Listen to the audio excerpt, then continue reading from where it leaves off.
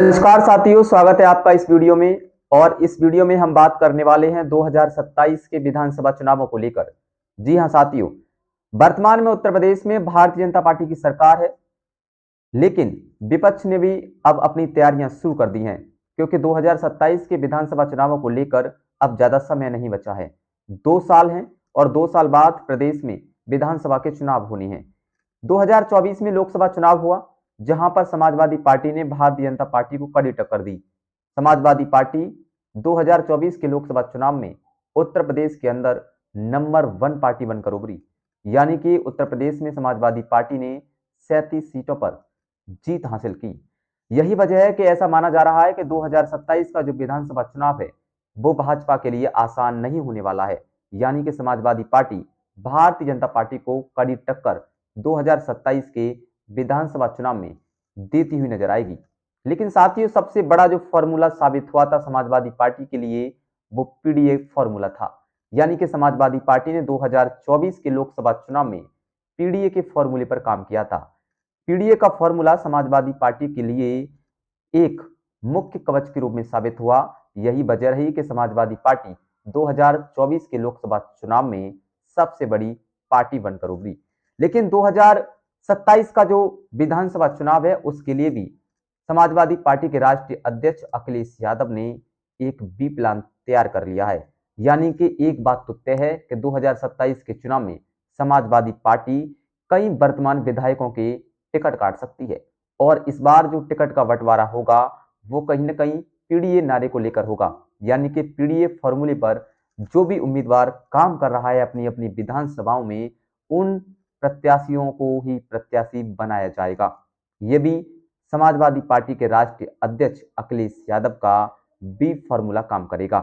लेकिन क्या 2027 में समाजवादी पार्टी भारतीय जनता पार्टी को टक्कर दे पाएगी? ये देखने वाली बात होगी। क्या 2027 में सरकार बदलेगी? ये देखने वाली बात होगी। लेकिन साथियों, एक बात तो तय है कि समाजवादी पार्टी इस बार टिकट में कंजूसी नहीं करेगी। एक एक विधानसभा की सीट पर सटीक आंकड़ों के साथ में टिकट को दिया जाएगा। साथियों, आपको बता दें कि मेरे खाते में 3 ऐसी टिकटें हैं, 3 ऐसी विधानसभा हैं जो कहीं ना कहीं 2022 के चुनाव में समाजवादी पार्टी मात्र 6 से हारी थी। यानी कि ये कह सकते हैं कि भारतीय जनता पार्टी यहां से चुनाव जीती तो थी, लेकिन कह सकते हैं बहुत आसान यहां से जीत नहीं थी भारतीय जनता पार्टी की। समाजवादी पार्टी यहां से जीतते जीतते हारी थी। वो 3 सीटें मेरे पास हैं, उन 3 सीटों के बारे में आपको जिक्र बताने वाला हूं। यानी कि 2027 में अगर अखिलेश यादव यानी कि समाजवादी पार्टी यहां से इन चेहरों पर दोबारा दांव लगाती है, तो ये कहना मुश्किल नहीं होगा कि समाजवादी पार्टी के खाते में ये 3 विधानसभा की सीटें जाती हुई नजर आएंगी। यह इसे मुकद्दर का खेल समझें या इसे सिस्टमिक तरीका समझें, लेकिन ये सीटें तो समाजवादी पार्टी की ही थी 2022 के चुनाव में। लेकिन वजह क्या रही, इसके पीछे तो हम भी नहीं जानते। राष्ट्रीय चैनल हैं, उन्होंने बहुत कुछ दिखाया, लेकिन हम आपको सच्चाई से रूबरू कराते हैं, क्योंकि सच्चाई दिखाने का प्रयास राष्ट्रीय चैनल नहीं कर सकते। लेकिन हम आपको आज उस सच्चाई से रूबरू कराते हैं कि वो आखिरकार कौन सी 3 सीटें हैं जहां पर अगर समाजवादी पार्टी इन 3 चेहरों पर दाव लगा दे तो 2027 के विधानसभा चुनाव में ये 3 चेहरे सपा के विधायक बन सकते हैं। यानी कि ये 3 सीटें भाजपा के खाते से समाजवादी पार्टी के खाते में जा सकती हैं। ऐसी सीटें हैं जहां पर 2022 के विधानसभा चुनाव में समाजवादी पार्टी मात्र 6 वोटों से हारी थी। अगर इन्हीं के बारे में अगर हम बात करते हैं तो 2027 के विधानसभा चुनाव में समाजवादी पार्टी इन सीटों पर उन्हीं प्रत्याशियों को बैक कर सकती है। वो कौन सी विधानसभा की सीटें हैं जहां पर जीत और हार का अंतर बहुत कम था, यानी कि नामात्र था। सबसे पहली सीट की बात करें तो वो सीट है उत्तर प्रदेश की सिकंदराराव की विधानसभा सीट। यहां से 2022 के विधानसभा चुनाव में समाजवादी पार्टी ने यहां से डॉक्टर ललित बघेल को अपना प्रत्याशी बनाया था। पहली बार चुनाव लड़ रहे डॉक्टर बघेल ने यहां पर भाजपा प्रत्याशी को कड़ी टक्कर दी। उनकी मेहनत के आगे भाजपा खेमे में हलचल पैदा हो गई थी। लेकिन जिस दिन रिजल्ट आया उस दिन पता चला कि समाजवादी पार्टी के डॉक्टर बघेल मात्र 2000 वोटों से चुनाव हार गए। 2000 वोटों से चुनाव हारना कोई चुनाव हारना नहीं होता है, लेकिन बघेल ने हार कर भी विधानसभा सिकंदराव को जीत लिया। इसकी चर्चा उत्तर प्रदेश के लखनऊ तक गूंजी, यानी कि ये बात अखिलेश यादव के कानों तक भी पहुंची कि एक सिकंदराव की विधानसभा सीट समाजवादी पार्टी मात्र 1000-2000 वोटों से चुनाव हार गई। बाद में पता चला, खबरें भी चली, आरोप भी लगाया समाजवादी पार्टी के प्रत्याशी ने कि भाजपा ने यहां पर गड़बड़ी की है, कुछ मशीनों के वोटों को ट्रांसफर किया है, ये खबरें भी चली। लेकिन ये आज भी अखिलेश यादव के दिमाग में जरूर होगा कि विधानसभा सिकंदराव की सीट, जो कि मात्र कुछ ही वोटों से चुनाव हारे थे, इस बार भी वो सिकंदराव की विधानसभा सीट से डॉक्टर बघेल को अपना प्रत्याशी बना सकते हैं। अगर डॉक्टर बघेल को वो प्रत्याशी बनाते हैं तो सिकंदर राव की विधानसभा सीट 2027 में भाजपा के खाते से समाजवादी पार्टी के खाते में जाती हुई नजर आ सकती है, क्योंकि डॉक्टर बघेल पेशे से एक डॉक्टर भी हैं और उनकी धर्मपत्नी भी डॉक्टर हैं। जाहिर सी बात है कि डॉक्टर हैं और उनका एक विधानसभा के अंतर्गत अस्पताल भी है, नर सेवा कर रहे हैं। इसको लेकर भी उनका सातों बिरादरियों में अच्छी पकड़ मानी जाती है। और वैसे भी सिकंदराव की विधानसभा जो सीट है वो कहीं ना कहीं बघेल बाहुल सीट मानी जाती है।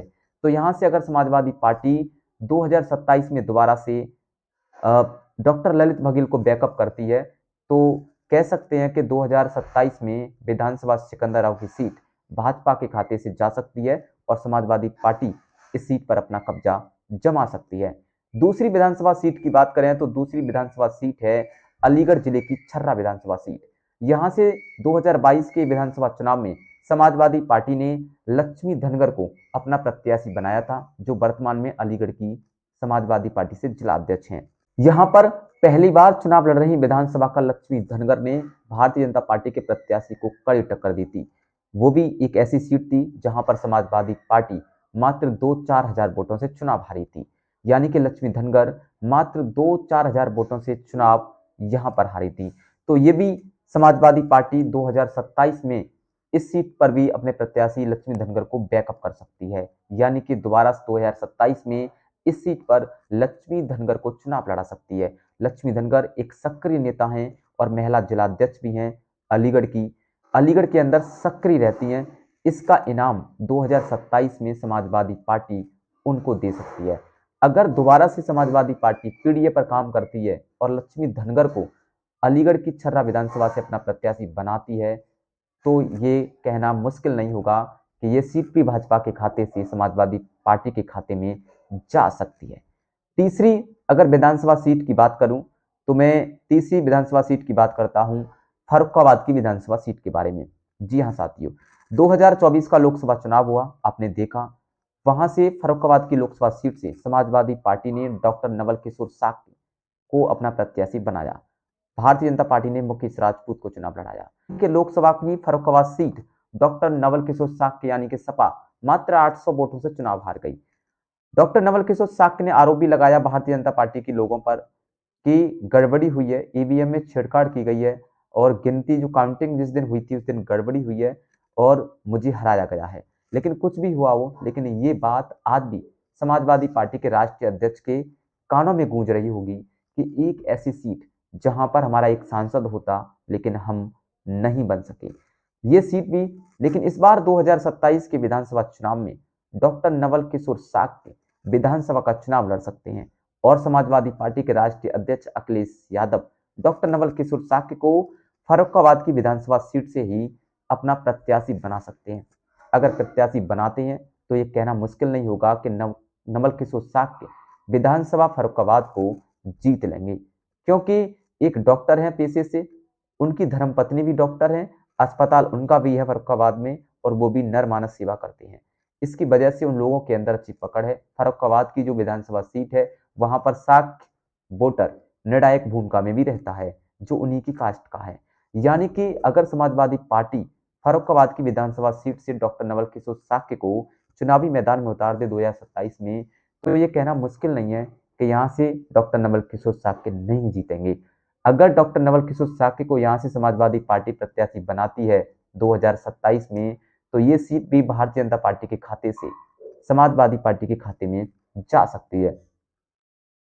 तो साथियों, ये वो 3 विधानसभा की सीटें थी उत्तर प्रदेश की, जहां पर समाजवादी पार्टी अगर इन 3 प्रत्याशियों को अपना दोबारा से प्रत्याशी बनाती है 2027 में, तो ये कहना मुश्किल नहीं होगा कि ये तीनों सीटें 2027 में समाजवादी पार्टी के खाते में जाती हुई नजर आएंगी।